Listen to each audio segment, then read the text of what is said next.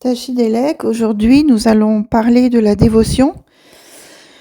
La dévotion qui est un thème extrêmement important dans le bouddhisme tibétain, donc dans le grand véhicule, le Mahayana et le Vajrayana. La dévotion au maître, en tibétain on appelle Lame Mosgu. Lama donc c'est le maître. Mo ça veut dire en tibétain l'élan intérieur, l'aspiration. Et gu c'est le respect profond. Donc la dévotion, c'est un mouvement du cœur vers la vérité qui est soutenu justement par la reconnaissance de la bonté du maître et de son rôle dans notre éveil. La dévotion désigne une confiance profonde, lucide et active envers le maître spirituel, considéré non pas comme une figure d'autorité extérieure, comme on le verrait dans un sens ordinaire des choses, mais comme le miroir vivant de notre propre nature éveillée. C'est une relation subtile, exigeante, mais transformatrice qui n'a rien à voir avec la soumission aveugle. C'est un moyen habile pour reconnaître l'esprit tel qu'il est.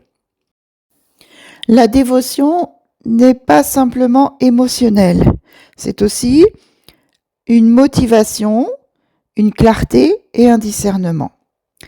Alors pourquoi est-ce que la dévotion est-elle importante ? Eh bien, dans le Vajrayana, on dit qu'on ne peut atteindre l'éveil sans maître. Donc dans le Vajrayana, le maître est vu comme un guide qui montre la voie juste vers la libération. C'est aussi un miroir qui reflète notre propre nature de Bouddha et c'est un moyen habile, bien sûr, qui permet de reconnaître directement l'esprit. Il y a 3 niveaux de dévotion, donc 3 degrés. Tout d'abord, on a la dévotion extérieure parce que dans cette dévotion extérieure, les signes sont visibles, parce qu'ils sont émotionnels, ils sont spontanés.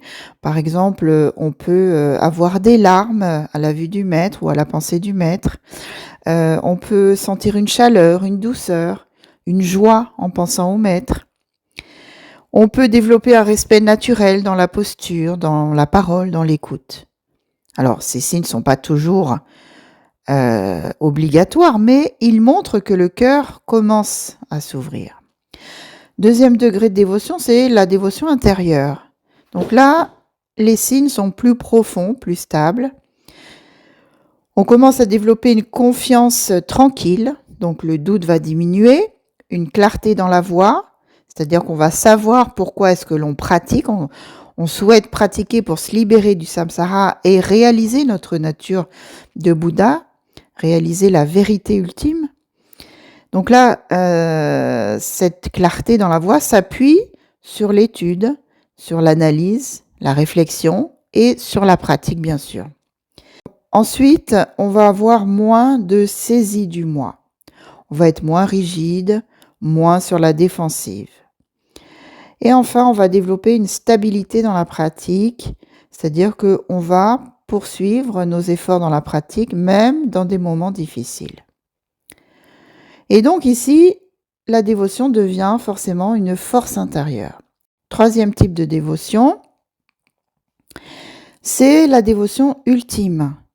Donc les signes sont plus subtils, ils sont liés à la nature de l'esprit, c'est-à-dire qu'on va voir le maître comme étant un miroir de notre propre nature éveillée. Ça veut dire quoi ? Ça veut dire que on va non pas considérer le maître comme étant un dieu, mais comme étant un miroir.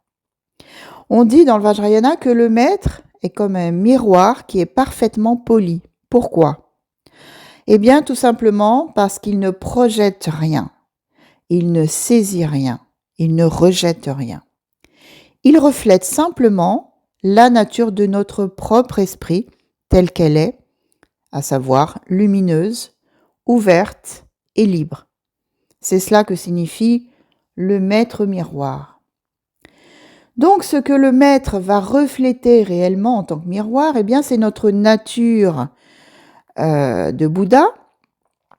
C'est donc notre bonté fondamentale, notre capacité à aimer, notre compassion, notre sagesse innée et notre liberté intérieure. Le maître ne va pas nous apporter quelque chose de l'extérieur, il va simplement révéler ce qui est déjà en nous.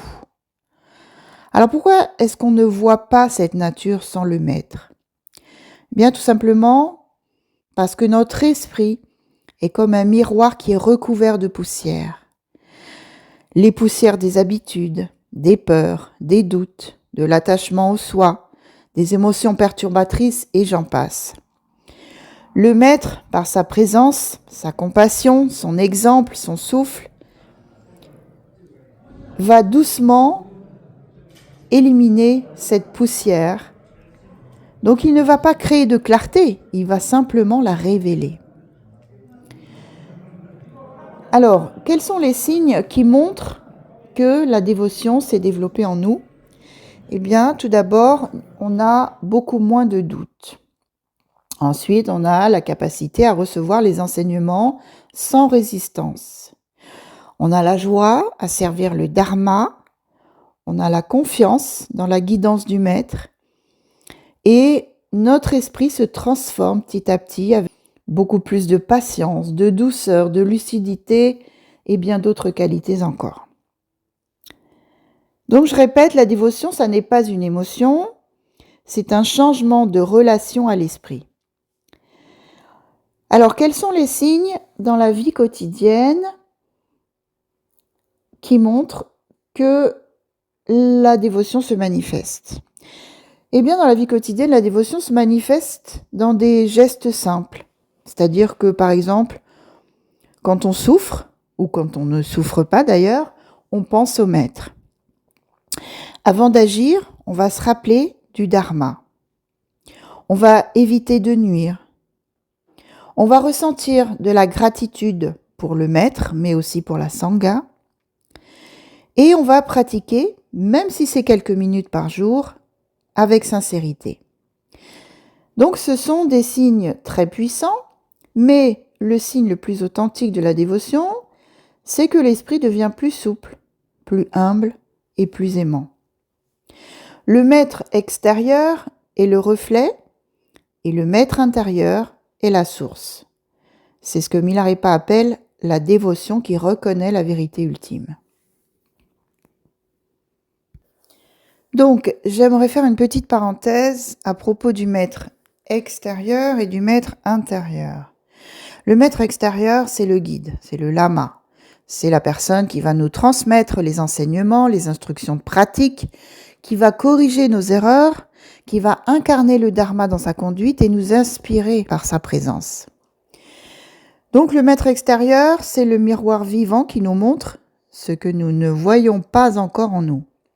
Il est indispensable tant que nous ne reconnaissons pas notre propre esprit. Et d'ailleurs, tous les maîtres disent que sans maître extérieur, il n'y a pas de reconnaissance de l'esprit. Ensuite, le maître intérieur, eh bien, c'est tout simplement la nature de l'esprit. C'est notre propre esprit dans sa nature ultime, c'est-à-dire ouvert, lumineux, sans ego, tout connaissant, libre depuis toujours. C'est la sagesse innée, la présence éveillée qui n'a jamais été séparée de nous. Le maître extérieur nous conduit vers la reconnaissance de ce maître intérieur. Dans le Dzogchen d'ailleurs et le Mahamudra, on dit le maître ultime est l'esprit lui-même. Alors, donc en fait, ce sont deux aspects d'une même réalité. Le maître extérieur pointe vers le maître intérieur et le maître intérieur reconnaît le maître extérieur comme l'expression de la sagesse. Ce ne sont pas deux entités séparées, mais deux portes d'accès à la même vérité.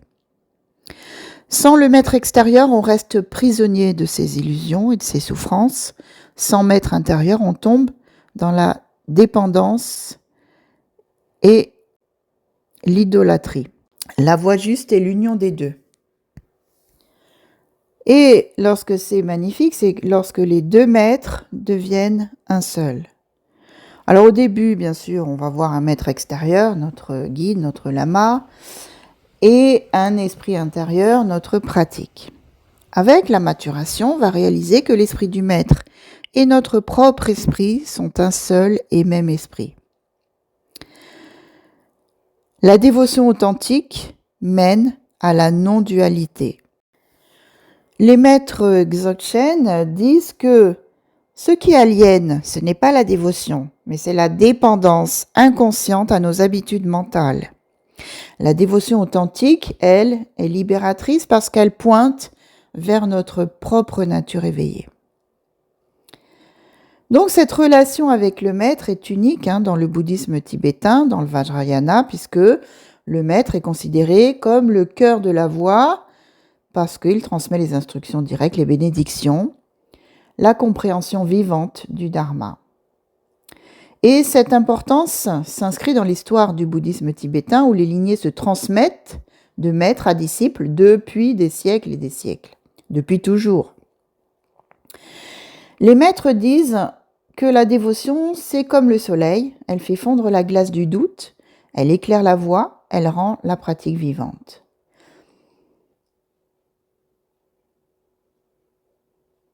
Donc pour résumer, la dévotion au maître, c'est un élan du cœur, un respect profond, une confiance lucide, un moyen habile pour reconnaître notre propre esprit. C'est une relation non duelle qui culmine dans la réalisation. Elle est le moteur de la transformation intérieure, non parce que le maître prend le pouvoir, mais parce qu'il révèle ce que nous sommes déjà, à savoir des Bouddhas. Tashi Delek.